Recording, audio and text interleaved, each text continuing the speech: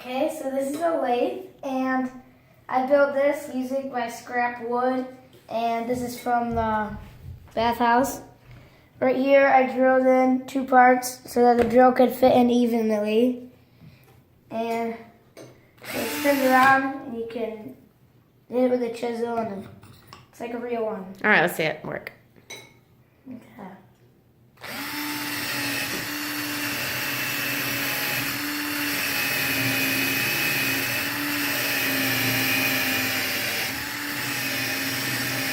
Sweet.